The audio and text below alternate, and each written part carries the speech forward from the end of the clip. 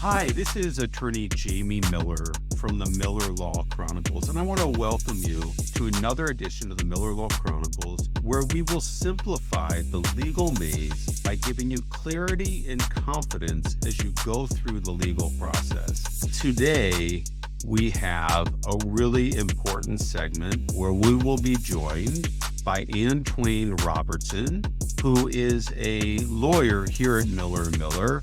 And Antwayne's going to spend some time today talking about immigration and different opportunities that we can present to our clients to help them obtain their green cards and legal status in the United States. Antwayne's going to talk a little bit about his personal story and his journey from growing up here in Milwaukee and going to Riverside High School and going to law school at Marquette to become a sports law lawyer and then ultimately find his passion in doing immigration laws. He's going to talk about obtaining U visas and VOWs and different ways to get legal status in the United States, how people can stay up to date on trends in immigration, and just generally great ways to take the stress off of people when they're dealing with immigration law issues. And so Antwayne's just a great resource for this information. I'm just really excited to share Antwayne's story and the great information that he has about immigration in our country today.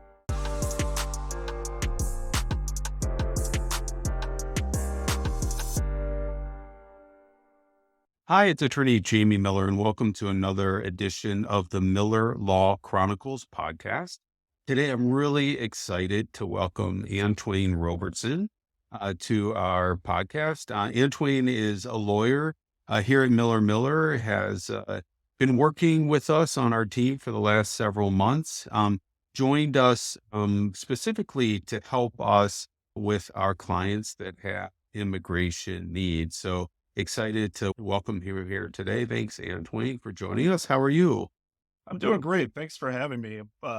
Feeling good. End of the week, and immigration business is busy, so that's always Yeah. good. Yeah, I remember when you and I first chatted several months ago, and we were talking about bringing you on to the team. And tell us a little bit about your background, your family life, how you got involved in immigration and that type of thing. Sure. So I went to UWM where I got a psychology degree, and I kind of learned like a lot of those, I guess they call them soft sciences, that unless you get a doctorate, you can't really do too much with it. So I decided to go to law school after speaking with an advisor and kind of weighing my strengths and stuff that I was interested in. I got into Marquette and then got into the sports law program because that was kind of my main, attraction to that school. That's a big thing for Marquette. Unfortunately, what a lot of us learn when we get to that program is most of us are not actually going to ever be working in sports related, fields, because sports law itself is many different fields that just kind of have a common thread of they happen to sports players.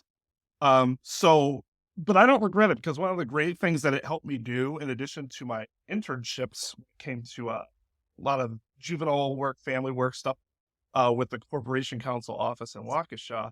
I got a very broad range of knowledge, so that when I came out and I decided that I wanted to start my own firm, I could work as a general practice and sort of figure out what I wanted to do.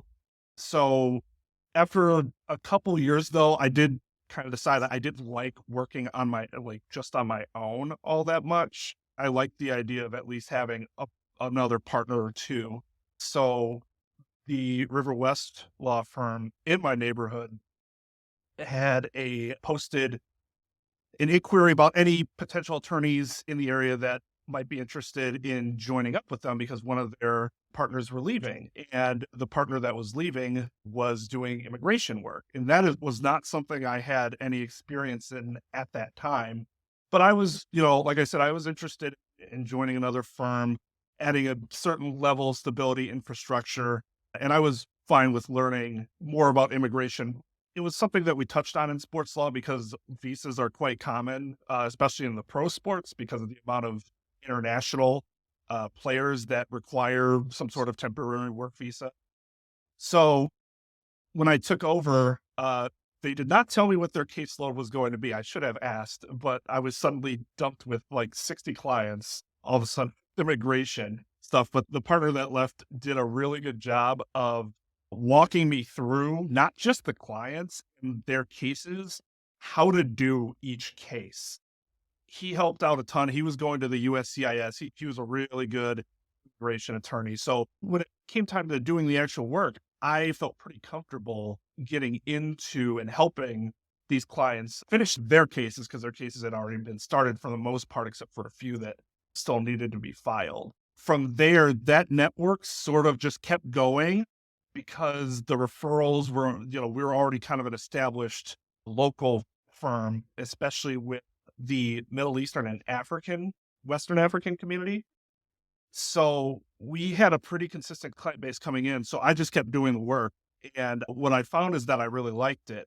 Most of my work before that was in family law, divorce, and I did not like it at all. I hated the not just adversarial nature. Adversarial nature is fine, but like just the amount of poison that could be found in those proceedings, not just between a husband and a wife or two spouses or whatever, but also involving their children. My dad was a social worker, and even though I wasn't a social worker, I developed an affinity for helping children when I was out in Waukesha on my internship, and then ended up becoming a GEL in family court. So I was the guardian ad litem for children, and I'd have to see this stuff with parents have. Anyways, what was great about immigration is that I wasn't facing another parent that was looking to use their child as a pawn.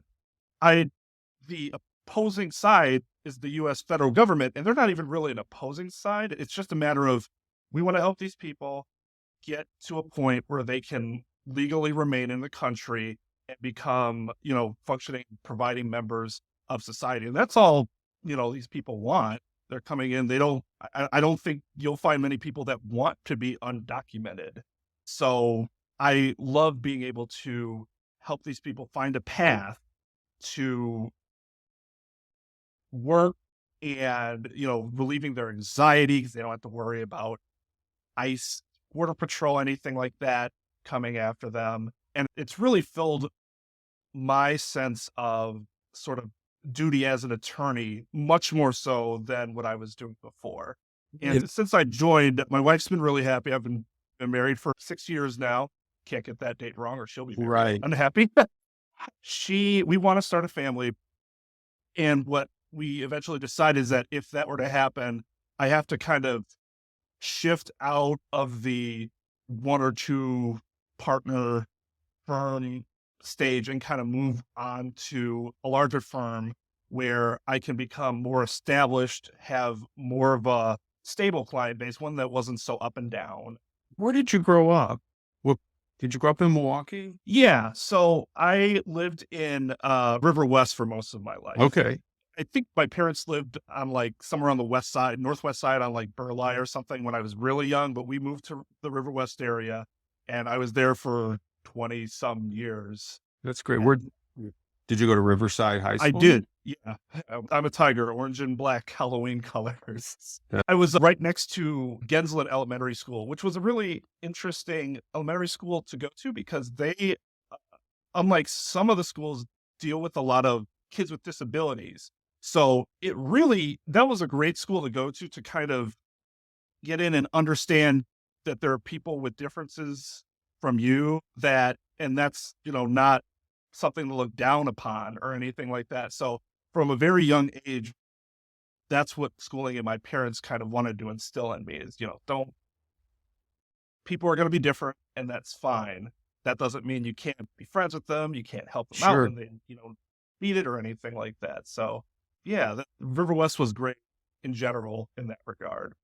It's always interesting. I mean, a couple things that, I'm thinking about as you're kind of telling us a little bit about yourself is it's remarkable how we as lawyers or as young people head in a direction for you. Maybe it was sports law and going to Marquette, which is great. And then you kind of end up in something else. So, kind of best laid plans. And then, you grow up near a school and go to a school that just impacts you and kind of, directs you where ultimately you find yourself. And I kind of had experiences like that. And you and I have a lot in common in that I think we both thrive in areas, me, bankruptcy, you, immigration, where you're really helping people. And you have the ability when someone comes in, whether it's an immigration problem or a bankruptcy problem, that we're able to offer a solution and help them to improve their lives. And it's just really rewarding. Absolutely. One of the attorneys that I've kind of kept in touch with over time since graduation, he once told me that he saw me as someone who I'm not one of those people that I work to get to 5 p.m. and then I leave and then I kind of leave the work at home and it doesn't really affect me. I, as he said, live through my work.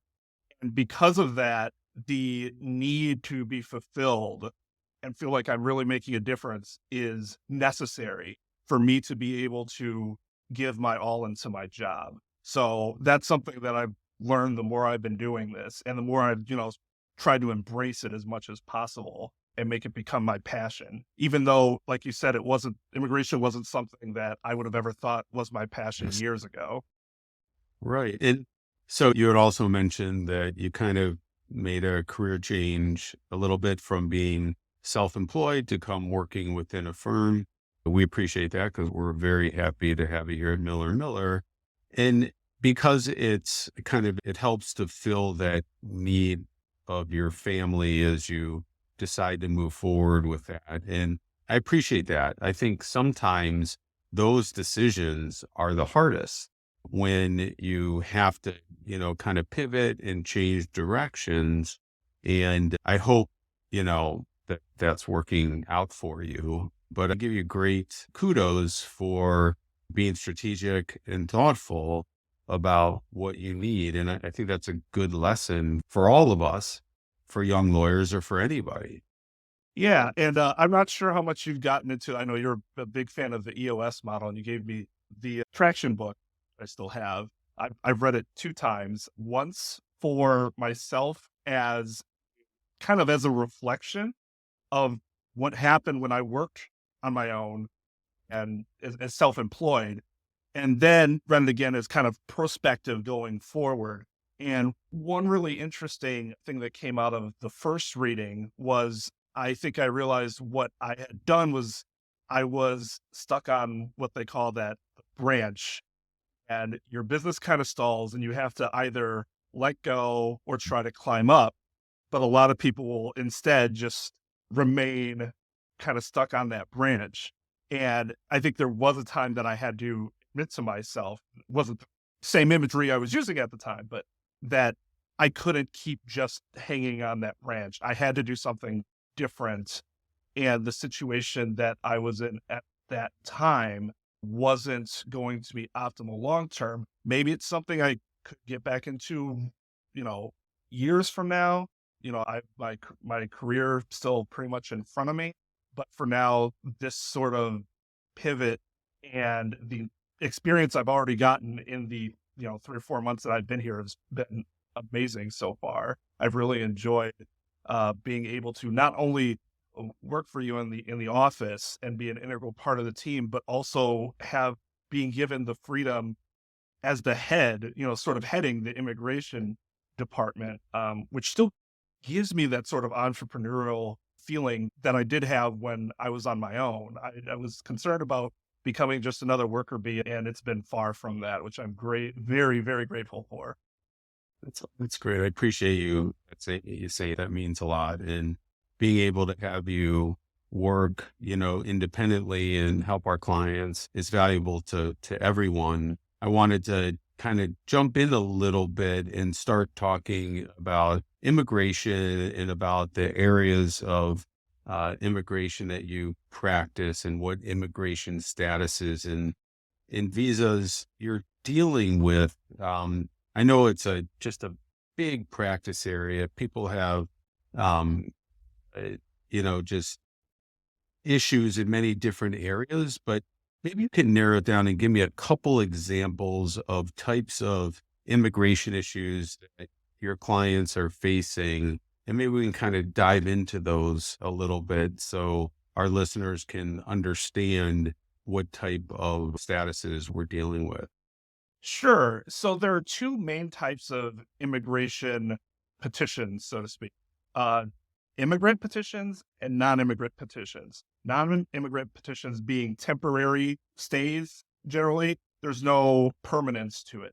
Whereas the immigrant petitions are the ones that generally lead you to the path of getting a green card, becoming a lawful permanent resident, as they call it. That is where most of our clientele come in. The non-immigrant stuff tends to be a lot more specialized, and normally the immigration attorneys that do those types of petitions are very narrow in their scope. So the clients that come to us generally are looking for that permanence, their green cards, and we are especially experienced in anything that is related to family petitions. Before, And let's take a quick step back. We hear a lot about the term green cards in the US, and I'm not sure all of us really understand what that means. What is a green card? so a green card is essentially a form of identification given to immigrant stating that they are what's called a lawful permanent resident of the United States. It has an expiration. However, technically speaking, once you become a lawful permanent resident, you're always a lawful permanent resident unless you abandon your status by, say, leaving the country or something like that. So the card is just your identification. Instead of having a passport, you have your lawful permanent resident card. It serves as your identification for work, for getting a driver's license, if you leave the country and have to come back in. It gives you mostly everything that a citizen has, except for some more basic rights that us as citizens are provided that immigrants are not until they be naturalized and become citizens, like voting. Also, in immigration itself, citizens are given preferential treatment over green card holders for petitions, for relatives and stuff like that. So you'll very often see people who get their green cards want to become citizens as soon as they possibly can. But the green card itself is essentially their ticket to being able to reside in the U.S. without fear of, any type of unlawful repercussion on their part. Right. So if someone comes to the United States unlawfully, how do they get a green card? So that's the first big fork in the road that happens with family petitions. Did you enter legally or did you enter illegally? They create very different scenarios. And illegally is always the toughest, because what ends up happening is that the USCIS will say, sure, we'll look at your family petition to see whether you are indeed the spouse or the parent or the child of a U.S. citizen or lawful permanent resident. But what ultimately ends up happening is that once that petition gets approved, they have to go back to their country of origin and come in through the consular processing, which they can do as a waiver, as long as they don't have, a violent background, drug use, anything like that. So the family petitions still offer a route to a green card for these undocumented immigrants, but the USCIS does take steps a little further when they've entered illegally than they entered legally. And it's really tough for people to want to leave and then come back into the country to kind of put their trust in the government that they won't screw them over and they'll give them a fair shot. The government's tried to make the waiver program a little more streamlined in that regard. When you're an immediate relative, you have the ability to submit your waiver before you ever leave the country, which is really great You can get the waiver approved, so you have peace of mind when you're leaving that you are not going to be out of the country for very long. You will leave, you'll get your interview, you'll come right back in because you kind of have that permission ahead of time.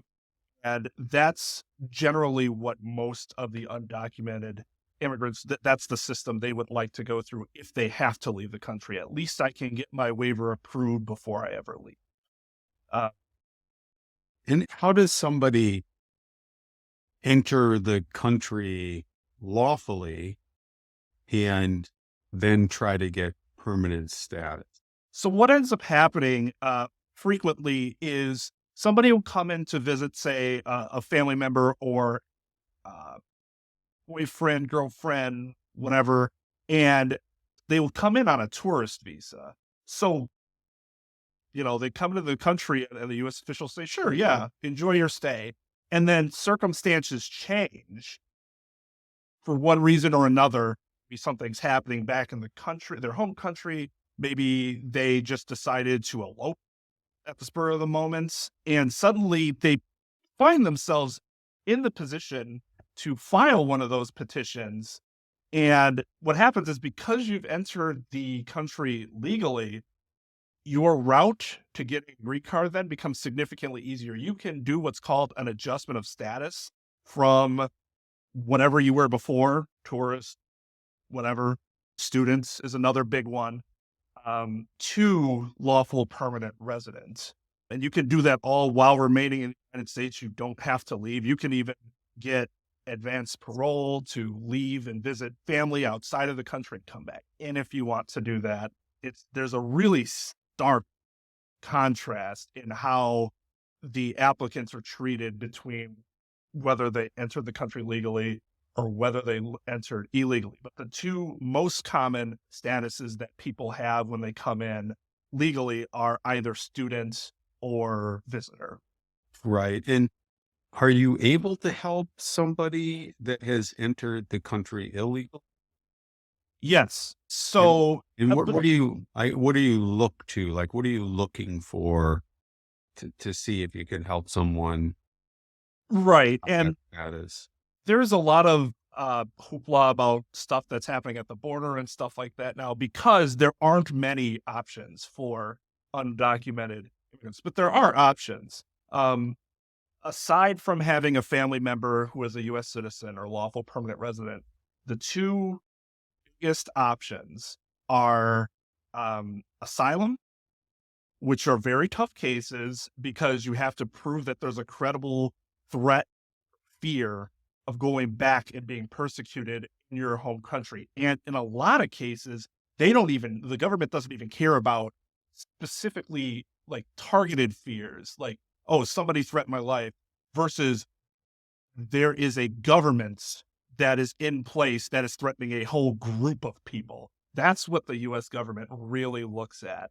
So the asylum applications have a very low approval rate unless you're coming from a country like, say, China, which has a communist government, and the United States wants to do what they can to bring you over to our government, our way of life. So asylum's really risky in that regard. The other option is When you say risky, it's just, it's hard to get your status adjusted based on an asylum claim. Yeah, that. And if you end up having your asylum denied, it will be referred to an immigration court. And at that point, you can have a deportation order set against you, which could then affect future attempts to get a green card if you have a deportation order that's been entered. But the other visa that really gives somebody who have no options an option is the non-immigrant visa. The non-immigrant aspect is kind of a misnomer. What it does is, if you are a victim of a qualifying crime, there's a list of crimes that the USCIS has that's considered a qualifying crime. You can, and you are helpful to law enforcement in attempting to investigate and prosecute this crime. You can submit a petition to the USCIS stating that I was a victim of a crime. I helped police. The police acknowledge my assistance. And then you can get approved for a U visa. And then after 3 years of being approved for a U visa, you get to apply for your green card, your adjustment of status. The U visa does not require that you have another family member or something like that that's here to sponsor you. Not only that, it also has its own separate criteria for stuff that could make you inadmissible, stuff that could cause your petition to be denied. It's significantly more open to many things in people's background. The thing that kind of look at the most is basically, were you a terrorist? And other than that, that means multiple illegal entries, which would normally be a 10+ year bar from entering the United States. That's not something that's considered. So that is really a great option for people that not only might not have many options to them, but stuff has happened in the past that makes those options even more difficult. So it becomes a really interesting way to try to help someone out that otherwise might have thought they would never have had a chance of getting a green card. In the U visa, I know you've worked and you've managed and handled many U visa cases, but can you give me a fact scenario of what a typical U visa case might look like? Sure. So let's say a person was in a car, something like that, walking down the street, and they were the victim of an armed robbery. Person had a gun, threatened to them harm if they did not give over property. And then the perpetrator takes off, the person alerts the police come, they give a statement as to what happened, as much as they can remember. Then later, the police get a hold of the person again and say, hey, we need you to come identify. We have some suspects. We'd like you to come identify somebody. So the person would go down to the police station, identify the perpetrator. And then from there, there might be stuff like that. So what the person has done is, they were a victim of what would be considered a qualifying crime. Armed robbery would fall under the category of felonious assault, since the person was threatened with substantial bodily harm, in this case, with the use of a lethal weapon. And then they ensured that they told police about it. And not only that, continued to work with police after the initial report. And then from there, hopefully the person at that point is prosecuted to the furthest extent of the law. And so what happens in that case is they've hit the major requirements of eligibility for a U visa. So what happens is that they come to us, and the first thing we need to do is get certification from that law enforcement agency. Say, hey, we know this person helped you out. We believe this crime is qualifying. Can you sign this supplemental certification that is a requirement for the USCIS to approve a U visa?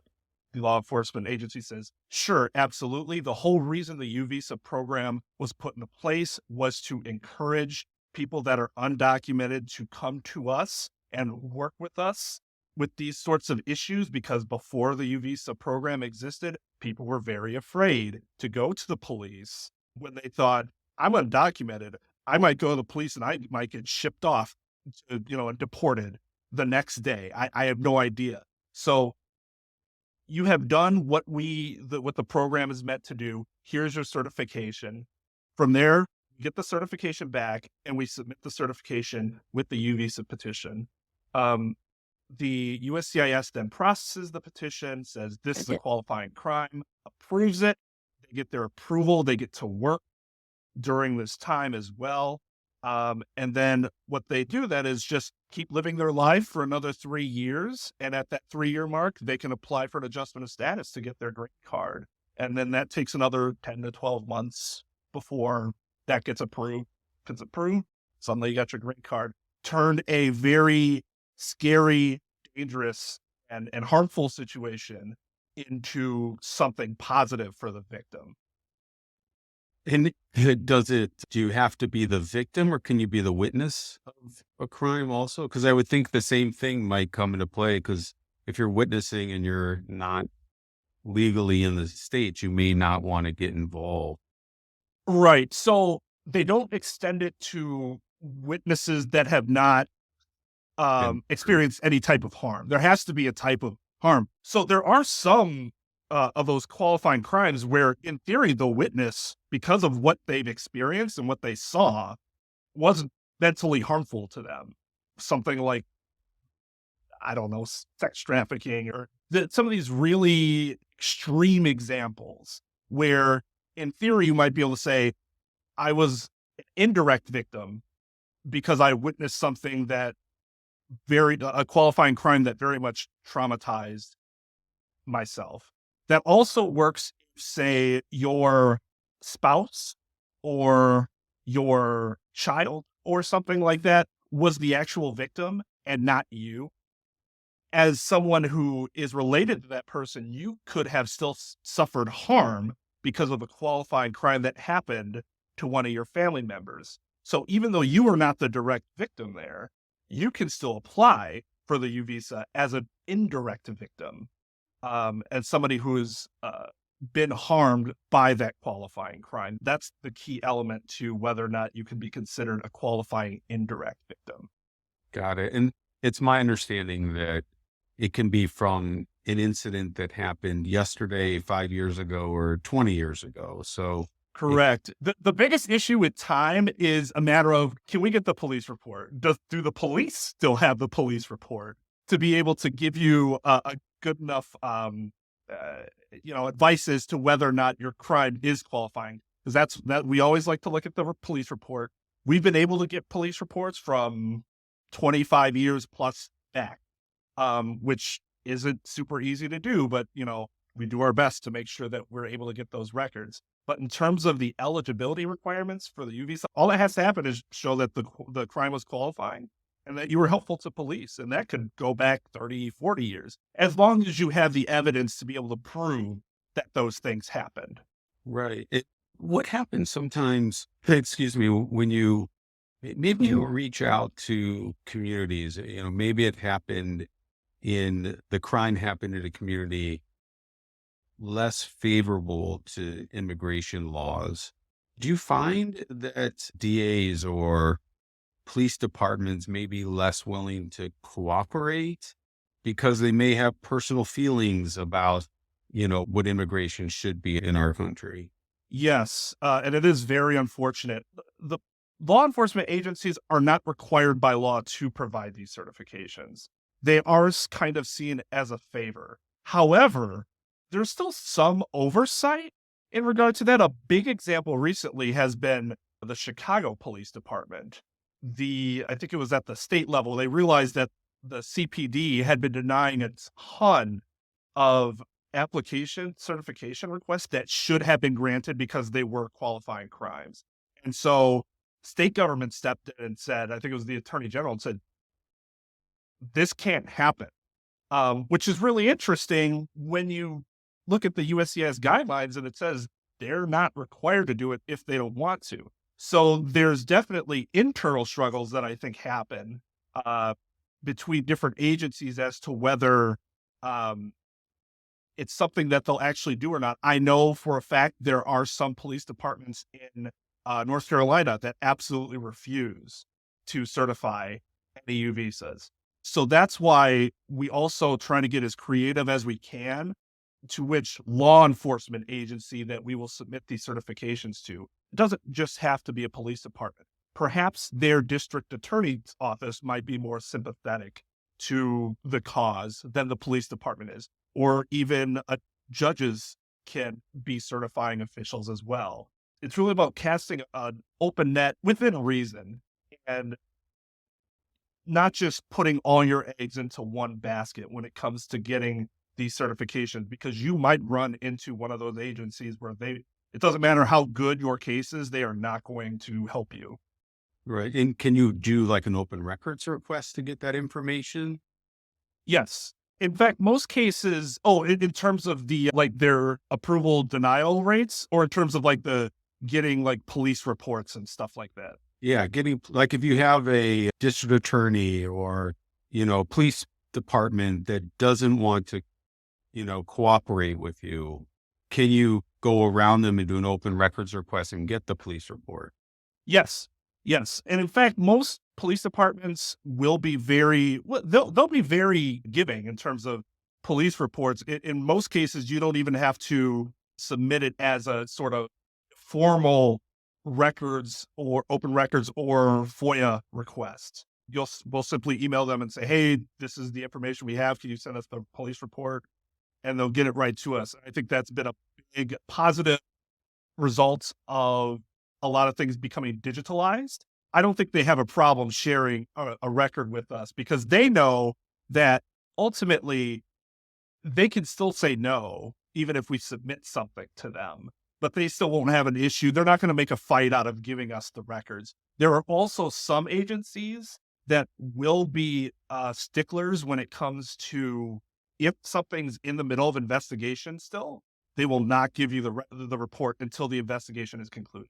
Madison is a very, I don't want to say offender because they're well within their right to do that because their safety, they see it as security concerns. But Madison Police Department is a big example of a law enforcement agency that does not like providing police reports unless the entirety of the investigation is concluded. They will simply deny your request and say, please check back later to see if the investigation has concluded. So when that happens, we just have to check in, once a month, something like that. Just make sure we're on top of it and we get the report as soon as it becomes available. And are you finding that people aren't aware of this U visa opportunity? Yes, not only possible immigrants, but also some law enforcement agencies we'll have to tell them, we know what this is.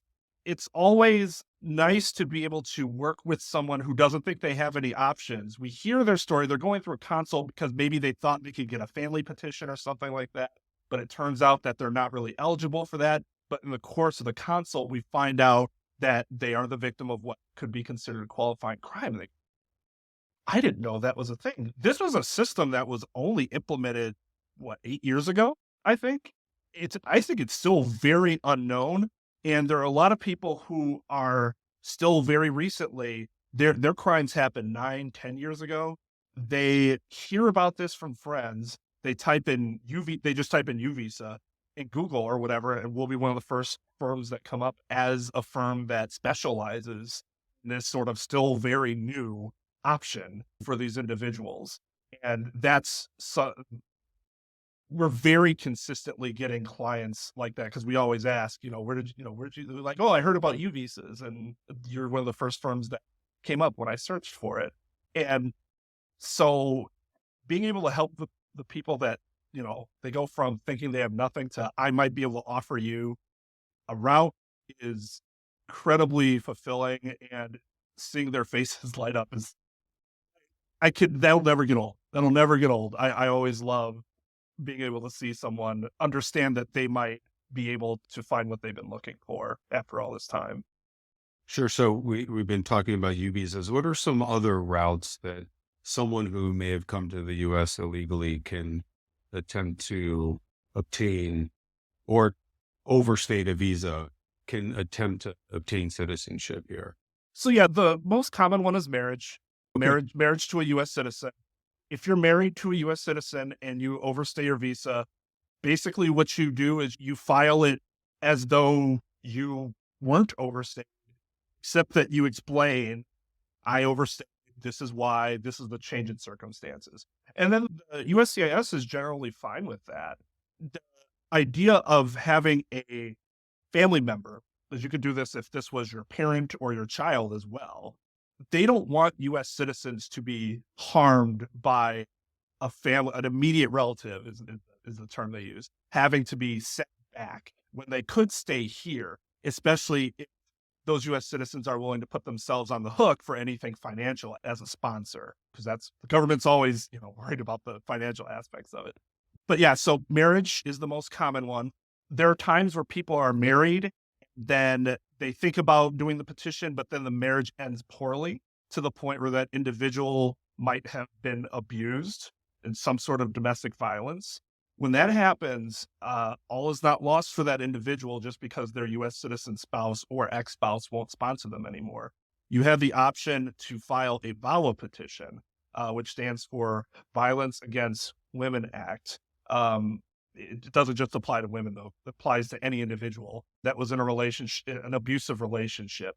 You can essentially file your petition as using the fact that you were married to that person as an eligibility requirement, and then show that while during that marriage, I was abused either mentally, physically, financially, anything like that. And that also gives you a route to getting a green card where, again, you might not think you have any route because your spouse decided to end, you ended the relationship, or the spouse ended the relationship, or whatever.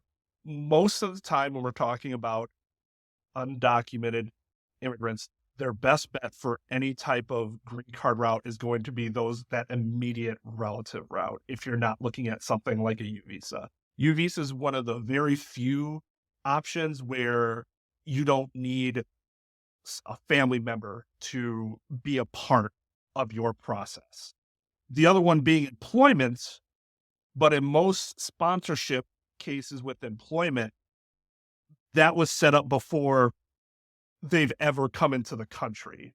So rarely will you see that sort of situation happen where an undocumented immigrant wants to get a green card as a worker. Just the option isn't available to them.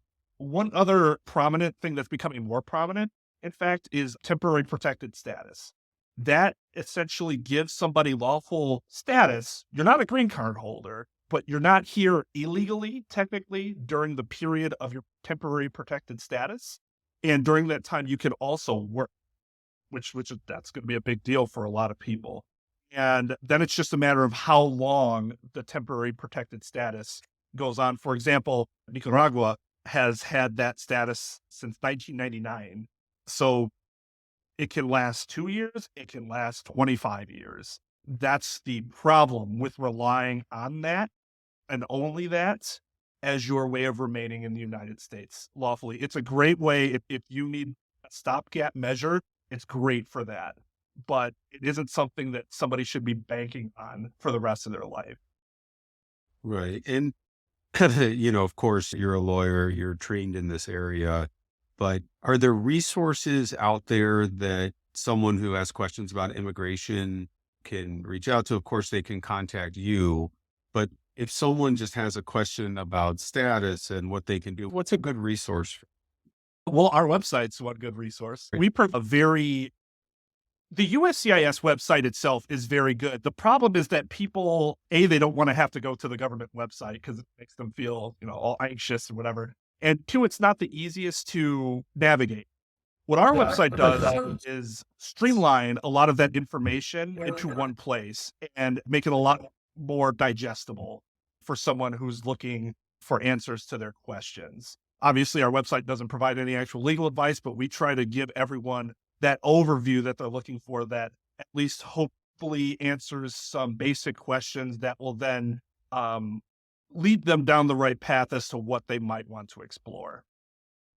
Yeah, it's probably exciting for you to have an opportunity to consult with somebody who is having issues with their status in this country, and then kind of going through the litany of opportunities and choices and then coming up with a potential solution. Is that what you find? Someone comes in, they don't know what the solution is, and you're able to help discover that with them? Yeah, absolutely. It's almost like, for those who are into puzzles, it's like you're putting together a puzzle, and that feeling that you get when you finally finish that puzzle and you feel like you accomplished something, and you accomplished something that was constructive. For me, that's what it's all about, is doing something where I walk away feeling I'm helping this person, or we're trying our best to make sure that this person gets a better life. And in a lot of situations with these fact patterns, they are puzzles because there might be several different avenues that a person can take. And it's about finding which one will fit best for them. And I very much do enjoy being a part of that process and helping them figure out what is going to be the best fit for them. Right. Are there any recent trends or developments or things that are happening on either with the president or Congress or the national level that our listeners should be aware of at this time? So they should always, this is just a PSA going forward for all of our listeners, the change in government is always going to be a big deal because the USCIS base a lot of what it does and its decision making based on policy. Because the actual law, the immigration statutory law, is not very expansive. So a lot of what happens is based on policy that the executive branch, the government, and the DOJ put into place. What we have found under the Biden administration is that approval ratings of applications, not of the president, continue to go up. But one interesting situation that's happening is as they decline to rule on some of these more 50-50 applications where they're not exactly sure whether or not they should rule on it or not, they're simply not ruling on it as opposed to denying it. And that's creating this whole backlog that's causing a lot of applications to now take months longer than they had been before. So one thing I would tell listeners, if you decide to go with us or any other firm or whatever for your immigration needs, to be prepared for a longer wait than maybe someone you've heard of who went through the same process 4 or 5 years ago. The USCIS, they're trying these new routes to try to help their efficiency, and it just is not working so far. COVID was a big part of that. They lost a lot of their workforce, and they're trying to make up for it, but what they've implemented so far just isn't working. So even though you might not have to worry about an elevated level of anxiety for a denied application, you might have to live with the fact that your application will take longer to process than it would have before until they find a solution to that problem. Right. And how do individuals, especially those that may not speak English, how do people stay informed about either changes in immigration laws or policies or, just on opportunities that they might have? So a lot of people do it through word of mouth, and that's never a good thing because we very consistently deal with people come in and say, well, I heard this. And we're like, no, don't freak out. That's not the case. Unfortunately, though, there aren't a ton of resources out there, bilingual resources at least, for people to help people keep up with the change in laws, especially since, again, these are policies. Policies can change day by day. And for someone like me, it's really easy. We get our digest emails from the various legal resources, but those same legal resources might not be something that the layman has access to, unfortunately. So we do our best to update things that are going on, just as we do with bankruptcy. I want to try to stay on top of making sure we share all that good news. But other than that, there are local resources really are the best places, like the UCC in Milwaukee, for example, or 16th Street Clinic. They have those local resources generally have multiple areas to them, including immigration help. And so they will generally be able to provide the best information to anybody that visits their establishment at any given time.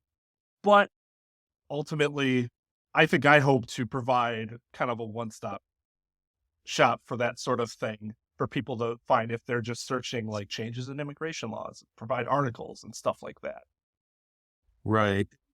What advice would you give someone who is, considering, issues and opportunities that they have to get green card status in the U.S.? Don't be afraid to go talk to an attorney about it. I think a lot of people are under the assumption that if they make one wrong move outside of their household, that they're going to get caught and they're going to be deported. They're undocumented. And it's going to be significantly worse long-term for you and your family if you don't attempt to feel out your options, or at least talk to an attorney who might be able to advise you that your situation isn't something that you need to worry about at this time for one reason or another. Most attorneys, ourselves included, provide consultations for free. It's our goal to be able to help you feel more at ease about your situation, whether it's because you decide to retain us or you just get a little more informed as to updated laws and what you can expect going forward. Right. And, it's whether they come to you here at Miller or go to someone else or talk to someone else or go to the UCC. I think, it's a good lesson. Go and ask questions, find out, figure things out. It's a great way to help improve your life and take stress away. And I really appreciate you going so in depth and taking so much time on this really critical issue. And I know that people can go to our website and figure out different ways to reach you. But I really appreciate, Antwayne, you taking the time. Do you have any final thoughts before we close out today? No, just that I was very happy to join. I love, as I said, I kind of turned this into a passion. So I love talking immigration and doing what I can to provide listeners with more knowledge as to what's exactly is going on and what options are available to them. I love doing what I can to help people learn more about the system and how to navigate it. Right. And the immigration system can be really complex and hard to understand. And we just spoke about a really small part of opportunities that people have. And thank you for your time. And we'll look forward to continuing our journey together and helping as many people as we can. And take care. And we'll talk to you soon. Absolutely. Thank you very much. Thank you.